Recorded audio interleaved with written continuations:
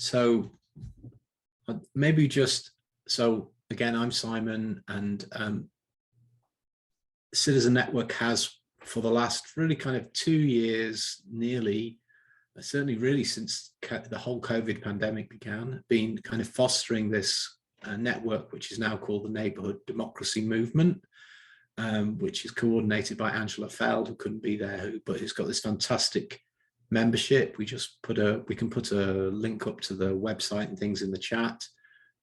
People can find it from the Citizen Network website. But we're lucky to have Selva and Sam here, and I just asked them to introduce the movement to you by perhaps just each telling their own little personal story about what they're up to, how they got involved, and maybe what their hopes are for the Neighbourhood Democracy Movement in the future, and then that hopefully leaving time for questions and discussion. So I don't know, I think maybe ladies first, Selva. Sorry. That's fine, and I'm not very good at talking from memory, so I have got some notes, so I'm going to keep looking up and down, so otherwise I'll forget what my thread. Anyway, so I'm just going to start with a bit of a introduction. So my name's Selva, and I live in the Greater Manchester area of England. So I'm just going to start with a little bit about how I got into this kind of thing. So for the last 20 years or so, I actually worked for the NHS as a haematologist. And within that time, I realised that it was a very hierarchical system. I didn't really like it, but I accepted it because I thought that's the way it was. I thought that's how we worked in general. And I just wasn't aware that actually there were other ways of working. But I grew over the years increasingly unhappy at the way things were done, the way we were spoken to, that kind of thing. And I actually sort of felt like I was a bit of a rebel for speaking out and for saying, you know, I don't like this. And then in 2019, things came to a head because I ended up having a breakdown. And by the end of 2019, I knew that I was going to have to resign. So I gave up my career to try to focus on my depression and anxiety. So on New Year's Eve 2019, I no longer had a job. And my idea was to take time to decide what to do and recover, which was really scary because I had no money. But at the same time, it was liberating as well. And Simon mentioned before the importance of peer support groups. Well, that's what I did. One of the first things I did was join a mental health peer support group. And I have to say, they probably saved my life and my sanity. First of all, I realized that I wasn't on my own. I wasn't the only one who felt this, because even when you have family and friends, if they're not in the same boat, they don't really understand. And a lot of us in the peer support group, we felt stuck in a society basically that or system that really was just benefiting itself. Within this peer support group, I was then introduced to the term lived experience, which is basically a person with a long-term health condition as mine who has had experience of the public services where they live.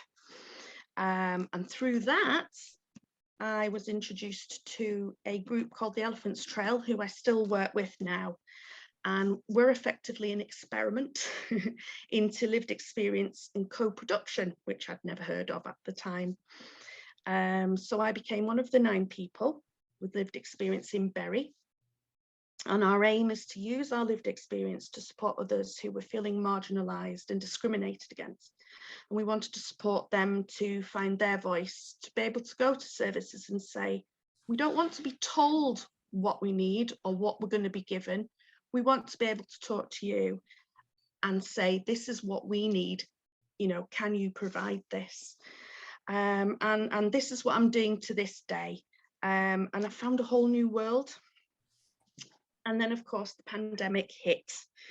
And actually, our workload didn't decrease, it sort of exploded. And I am quite an introverted person generally. And I'm still amazed how interesting I find people society and the issues that we all face every day. And I think that's because I really believe in justice, and I really believe that everyone should have the right to lead a life that is at least acceptable. You know, we have to be realistic, don't we? And I was becoming increasingly aware that to make any change to our so-called systems, we needed to come together and create a louder and more united voice. And this is how I came across Simon, Angela, and the Neighbourhood Democracy Movement. By this time, luckily, I was quite au fait with quite a lot of the terminology, because no matter what you do, there's terminology, because we love terminology. And it was so lovely to be part of this network, because I realized that actually I'm not weird. My views are not weird, because I always seemed to be in the minority. Wherever I was always the minority. The way I thought was always, you know, different to everyone else. And it's lovely to be in a place where people have the same mindset, and it's brought me so much sort of happiness. And of course, I think the appetite for neighbourhood democracy or community power is taking hold. And I think the pandemic actually really rapidly increased public awareness around how many people are actually suffering, and suffering on a daily basis, even before COVID. So when COVID hit, I joined Bury Mutual Aid Group, and where I still have some lovely friends and allies today. And we'd already mobilised even before the government decided to do anything, and we'd been giving out leaflets, and we set up a central call line, divided Bury into groups, and I became a coordinator for Radcliffe, which is the borough that I live in within Bury. We posted in excess of about 40,000 leaflets through doors. We advertised in shops, pharmacies, anywhere we could think of. And then when we did go into lockdown, it went into overdrive, and the council still hadn't started anything, but we'd already mobilised. We were in contact with food banks. We were liaising with others. We were finding out where we could signpost people who didn't know what to do. We were doing shopping, picking up prescriptions, and just taking calls where we could reassure people that, you know, that they were feeling really isolated, not knowing what to do. And we were going around and talking to them. We cooked meals for those who maybe didn't have any access to anything. And a lot of us actually spent our own money just getting the basic necessities for those maybe they couldn't get to the bank account, that kind of thing. And it was really, really stressful, but at the same time found it really satisfying, because we were just neighbours helping neighbours. And I'm still the coordinator for Radcliffe, but it's much quieter now, which is a good thing, I think. Then after that, I met with Nick Dixon, which some of you will know, and Naomi Davis, and they wanted me to join something called the Greater Manchester Community Power Movement, and of course I said yes. And like we were discussing before, this is moving slowly, because of course most of the members work, and the lack of free time just hasn't allowed us to progress as quickly as we'd like. The other thing I noticed was that working autonomously, although we all like the sound of it, a lot of us don't actually understand what it really means, and people are still sometimes looking for someone to tell them what to do. And I think changing that mindset takes time. Yeah, but as I was saying, for something to be worthwhile, we're sort of working it out as we go along. And then on a more hyper local level, I helped to set up something called Bury Community Power Movement, which was started by one of my fellow Elephants Trail members. What we're doing is we're slowly working to create networks, develop relationships, and instead of working in silos, and then sometimes we're like duplicating things that are going on, we're trying to communicate better and help make the time and resources that we do have stretch further. And another person I met through was Mccurgo, which I think I know Simon knows, from Village in the City. I did his course last year, and it's really good.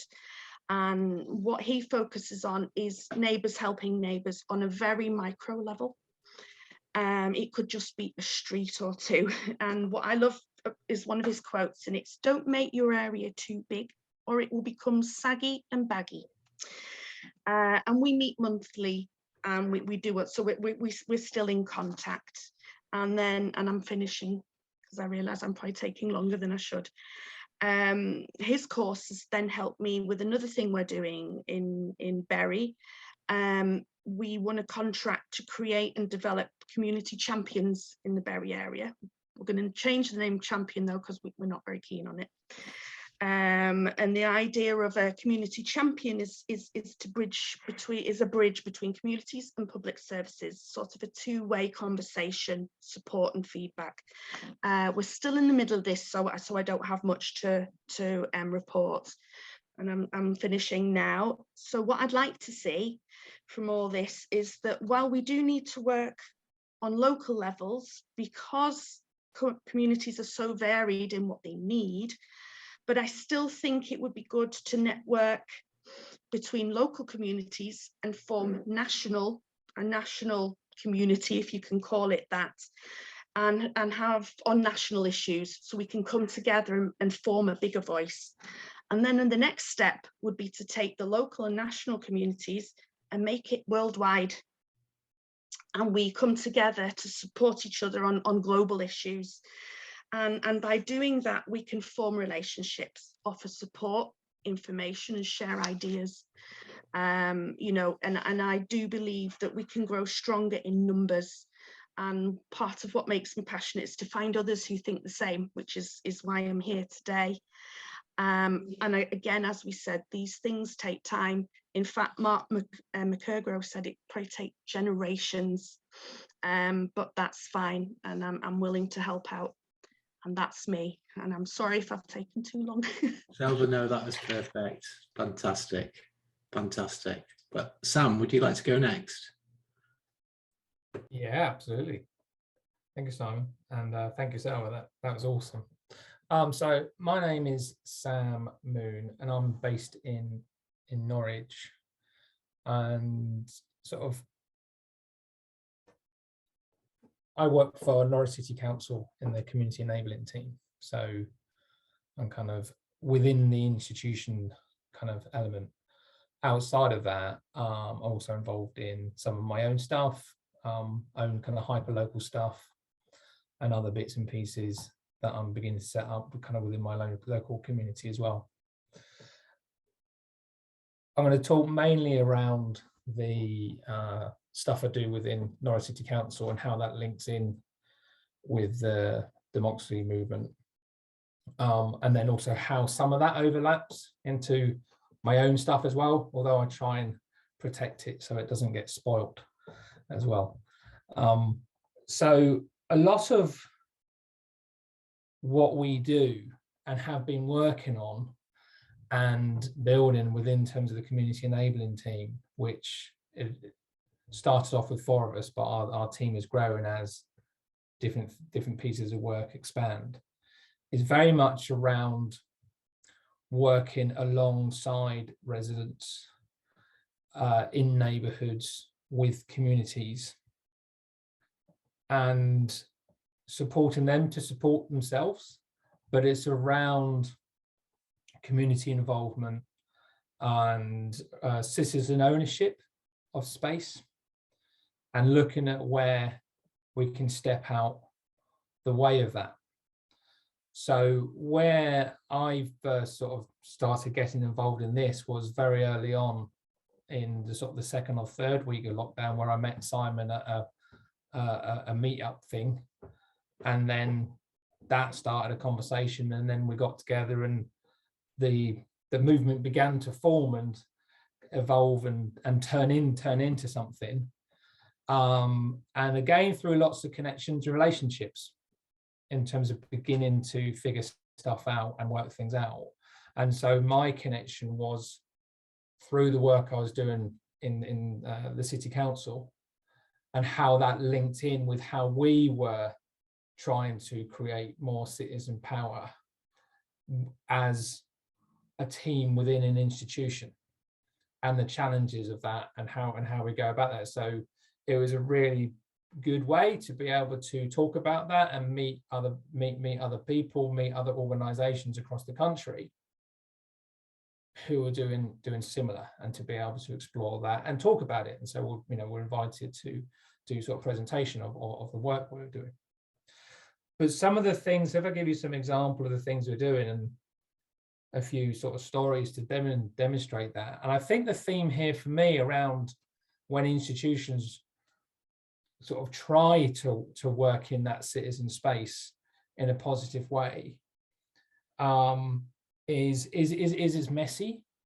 And I think is about embracing that. I think for me, my message to institutions in terms of is to embrace that messiness, and it's like, I think it's a Peter Block quote, but the answer to how is yes. So when things come to you, you go yes, and then you work out how. And I think that's a lot of how we work. And it's really messy and it's bumpy, and it doesn't always work. But it's that messiness that forms the relationships, rather than just saying no, you can't because it's too difficult and we want to retain all the power, which is kind of the easy option that doesn't really, in my mind, not really the way forward. It's about going, okay, it's quite messy, but if we embrace that, it's actually quite good. And I'll give you an example of that at the end. So the citizen ownership, community involvement stuff we have, usually we get invited in, mainly. It might be where a group of residents or residents come to us about something that's happened in their area, and they go, what is the council going to do about that? And so the conversation we have is, how can we support you to do something about that? Obviously, it's like, are the council doing the things they should be doing? But in terms of that community-focused solution is often the better and the stronger one. And then it's about how we support and work with residents to form that. And sometimes that might be around ownership of green space. We do a lot of work around people identifying there might be a communal garden area or a park or a woodland, and how they can really be involved in how they shape that and what it looks like. So it becomes community-led and community-supported, but also very much around the things that, starting with what residents, communities can do for themselves first, then, and what they're best placed to do, and don't need us because we just need to step away or put things in place, or the things that residents and communities need a little bit of help with from us, and then the things that they can't do, and how we support them with things that they can't do. So there's some good examples of how we've done that, across the Norwich area. And what tends to happen is one space where we may do that and work with residents will influence and inspire another area. And as we do that, that then sends a message and provides information and builds more relationships internally, so that as we are working internally as a council, the departments that we are working with become more aware around how we're working, so we can all work in that way together. And we're getting better at that. We're trying to get better at that. And throughout, very much inspired by the, in terms of from learning throughout the pandemic, we're now, working on a citizen participation strategy, which has been influenced by that work, influenced by the conversations and things we've seen in terms of meeting up with others through the democracy movement as well. So there's these lots of little things that are happening. Another thing that happened during the pandemic was through the involvement that I had with building relationships with residents who had set up mutual aid groups, and talking to neighbours, and setting up my own WhatsApp group with some neighbours here where we supported one another. Was working with with a neighbour who worked at the local university, and in partnership with us, we created the Fine City Neighbours campaign, which was a website and a campaign around sending the message of around building relationships with people before you need them and they need you, but also and really embracing the energy in terms of what can happen when people do that. So the little kind of story of messiness that I'm going to sort of finish with, and it's a very recent one that happened literally the weekend or from Friday, is there an area in Norwich where I've sort of had a long-term sort of relationship with some residents there who were just using a bit of green space in a car park area that where they were doing some wildflowering. Found out on Friday, we dug it up because we were laying a car park there. And this is a relationship I have with a chap down there. We and other officers and other people in the council have down there for like the last 3 or 4 years of like supporting him to use a bit of green space to do stuff, and it's really good. And we dug this up, and so it's a text message. It's like, right, what's going on? You know, I've been doing this. You know, really deeply frustrated. And what happened is there was some contracting work to be done in there, and the contractors weren't aware, went in heavy-handed, dug it up. So what happened from that is the housing officer went down and spoke to him on Monday. The housing officer is aware of how we work and what we're doing things as well, so it's not completely foreign that was the case. He apologized and then started talking about how we can put in some planters for people in the community to use and create an opportunity for conversation on how to create new green space, because we've dug up the bit of green space that he had. And I think it's about understanding that we mess things up, but then about how do we have conversations on how to move those things forward with residents so that we go from problems to possibilities. Brilliant, Sam. Thank you. Well, we've had 2 great presentations and a lot of thoughtful detail and interconnected detail. We've got a little bit of time for questions or thoughts or challenges. So again, just you can unmute yourself. Anything anybody wants to say would be cool. If you're not careful, I could pick on people as well.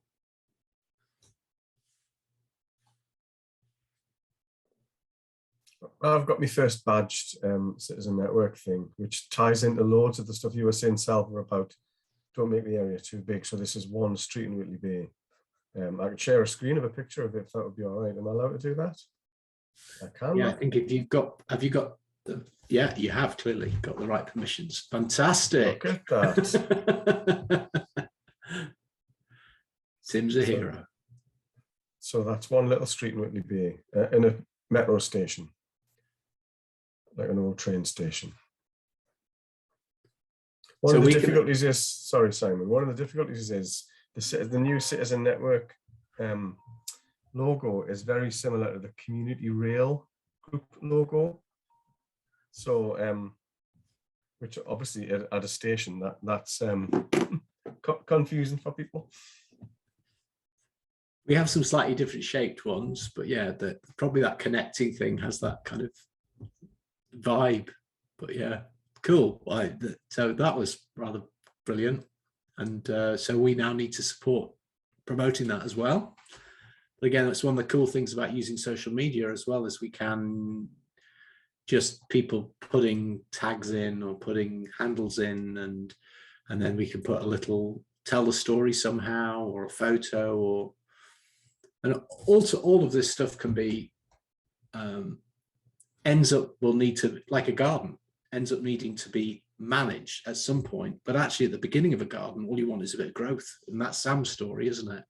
Actually, sometimes you grow stuff and then you have to dig it up. But in that process of digging it up, you create some more space and you've got some plants that you actually need to replant. And I get a lot of inspiration out of gardening anyway, thinking about our work, because you have to actually respect reality, or the organic reality of the garden, don't you? It's not, you can draw as many plans as you like, but nature's something else.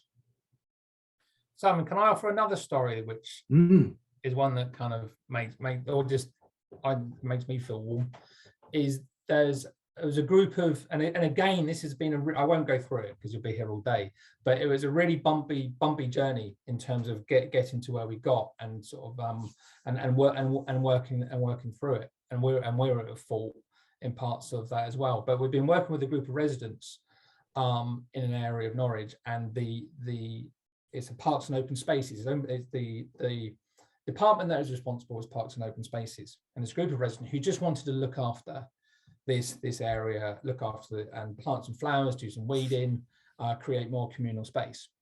And in this space, they live there. They live right on the edge of it, and it's by a river. And one of the things they just wanted to kind of make it nicer for families is because there is also, it's used by rough sleepers because it's a safe place for them to sleep. And so part of it was to kind of create it a more welcoming space as well. And in this process, that the way in which they were also working in terms of interacting and building a relationship with the people who are rough sleeping was really compassionate in how they were doing that. So there was the conflict that the people who are rough sleeping were also very much toileting in that area and being very noisy in that area. And the residents would have to put up with that at night and whilst they're sleeping, and then the mess that was there and things like that. But through the garden they were doing, they were very much about building relationships and having conversations with the people who are rough sleeping, rather than just seeing them as a problem and seeing as like, will those people go away? Their approach to them was very human. It was still a thing there that residents were having to sort of work around and struggle. In conversation with one of the residents when I was there last, we were talking about that, and I was saying, what will be really amazing to see is as you build relationships with them, it might shift where when they go to the toilet next time, rather than thinking, I'm just going to a toilet in a bush, I'm going to a toilet exactly where Fiona is sleeping. And it changes the relationship because it's a bit different. And I was saying, it might be even amazing if they start, helping you out in the garden. And she said they already are. I was in a conversation when I was here the other day, I was talking to one of them, and he was telling me that before he was on the streets, he was a professional gardener. And he was telling me about the plants. So I said, don't stand there, you come and help us out. This is 4 of us women doing this. You can put your stuff down and help us out. And that's what happened. So because I feel in terms of how we are trying to work with residents and step out the way of residents to own space, by doing that, you're then creating greater community where people are. And they are, in a way, as a result of this, able to kind of serve much more functions and create community in a much more powerful and authentic way than any project or strategy or, right, how we're going to solve this. But it's a handful of residents just doing some gardening who are creating belonging, creating, support and well-being, mental health, and building relationships with people who are on the fringes and really struggling.